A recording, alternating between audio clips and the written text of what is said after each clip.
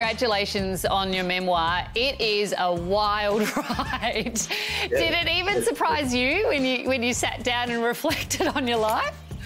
It did somewhat. I mean, I knew it was wild. I don't know if I knew it was such a rodeo until I put it on paper. It was like, wow, you pulled some things off. Coming on 50 had something to do with it. There's a time to really go look your last 50 in the eye, look at your past in the eye, and now's the time.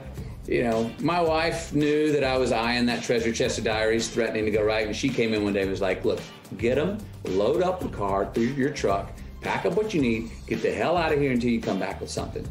And that's what I ended up doing. Well, your life adventures range from, you know, hilarious to heartbreaking at times. You speak of being blackmailed into losing your virginity, being molested by a man when you were 18 while knocked unconscious in the back of a van, being arrested for playing the bongos naked. I mean, I don't even know where to start, but I want to know the story behind having 78 stitches sewn into your forehead by a veterinarian. What happened there? This is a great story. So it was, I think it was about 13, we're in South Florida and riding jet skis at this jet ski park, and my nephew was much younger, and he was riding behind me. I wrecked, went underwater. As I came up, he, boom, rode over me and skipped over me. Next thing I know, my dad rushed me into the truck and started driving like 85 miles an hour down the freeway. And I remember reaching up for the vanity mirror to have a look at what had happened to me. And this arm, it was my dad's, reaches across and grabs my arm before I could get the vanity mirror and said, no, son, don't look at it. Now, I'd raised in a family like you just rub it off. Everything's like less severe than you think it is. Now, for my dad to tell me don't look at it, all of a sudden I was like, oh, jeez. And I started to feel the pain. I started to cry. He drives through this downpour doing 85, whips into this little place off the highway, drags me inside out of the rain, goes to the guy behind the desk and said, you're the vet? And the guy goes, yes, sir. He goes, sew my boy up. And the guy goes, I'm a veterinarian, sir. I don't do people. He goes, sew him up. And the guy did 78 stitches. Did an outstanding job. You talk a lot about your parents' marriage in the book, or marriages, I should say, because they got divorced and married multiple times to each other. What was so unique about their relationship? Well, they were divorced twice, married 3 times. And that's sort of a good sort of poster for what their relationship was like. The way they communicated was oftentimes violent. I have a picture of my mother's middle finger in there that's broken 4 times, and she'd be the first one to tell you, still to this day at 88 years old, that's what I needed to communicate. And if your dad wouldn't have reacted, I'd still be banging him in the forehead with my middle finger. None of that could ever puncture the bubble of love that they had. But that bubble of love would mean that sometimes they'd be fighting, and then you talk about them making love on the kitchen floor in front of you guys. I mean, that's a lot to imagine, especially for you as a child. I wasn't imagining it.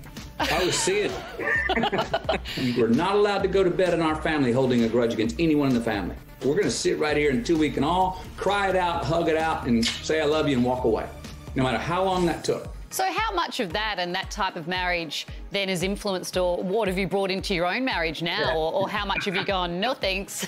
You know, Camilla's parents were married twice, divorced 3 times.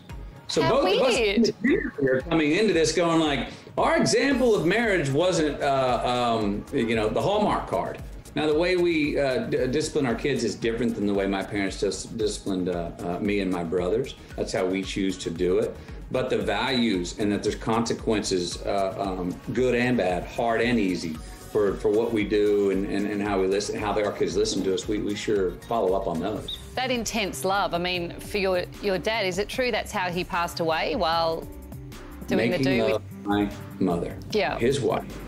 He called his shot. He used to tell it me and Pat and Rooster, his 3 sons, boys, when I go, I'm gonna be making love to your mother. And damn if he didn't pull it off. 6:30 one Monday morning, woke up frisky. He and Mom made love, and as soon as he climaxed, he had a heart fibrillation. His heart could no longer pump enough blood to his body, and he died on top of it. Matthew's dad died when he was on the brink of superstardom, something his mum, Kay, soon came to revel in. There comes a lot of imbalanced times when you're suddenly famous, like I became, like over one weekend. And I was looking for times to call my mother and go, Mom, I'm trying to figure this out, and hear a helping hand. But what I heard on the other end of the line was, half a mother, half a fan of fame. And so there were times I'd share something with her that was between her and I, at least I thought it was, and it'd show up in the front page of the paper 2 days later.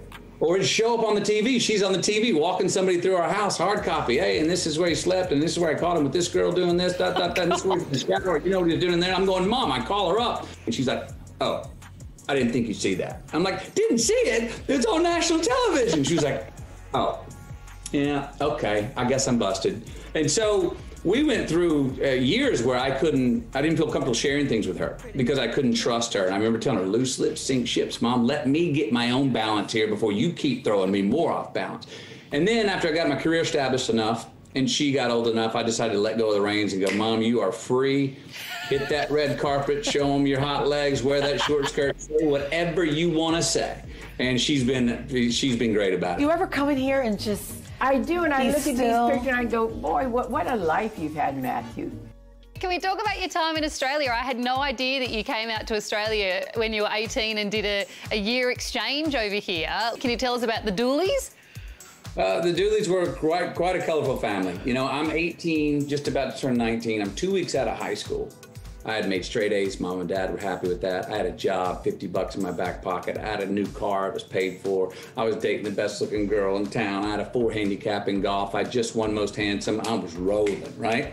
And all of a sudden I fly to Australia and I was told I was gonna be on the outskirts of Sydney. Well, it wasn't the outskirts. It was the outskirts. And I ended up living in this place in the country. And I had none of those things to rely on. I felt lost. I was a half-assed vegetarian. I was running 6 miles a day. I decided to be celibate. Thought I was going to be a monk and go help free Nelson Mandela when I left. I was writing 14-page letters, mostly to myself. You ate a head of lettuce every night for dinner, and that was it. I mean, as a half-assed vegetarian, listen to this bright idea I had. But yeah, let's get a head of iceberg lettuce, a knife and a fork and a bottle of ketchup, and call that vegetarian. It was not a healthy move. Have you heard from them since you've sort of become famous?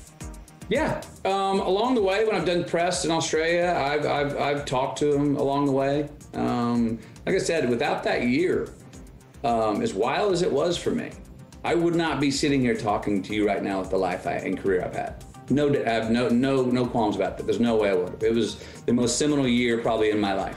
Let's talk about, Camilla, you talk about how you went to the Amazon River, you saw a mermaid, and later in life that mermaid became your wife. Do you genuinely believe your wife is a mermaid, or are you being poetic there? Oh, look, there's half poetic license there. But who am I to say? What do you mean, who are you to say? Not for me to say. What part of her makes her like a mermaid? I'm being too literal for you, aren't I? No. Maybe you're not being literal enough. I don't know. No, she's that's between her and I.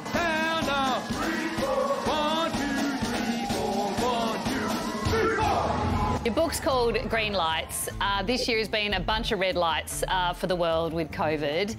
You've got a country just in turmoil with COVID at the moment, plus an election coming up. How are you feeling about the world over there? Concerned. We are in the middle of what is a great divide. I hope we don't go into a civil war of some kind when we get past this election. I hope that enough of the votes come in clearly that who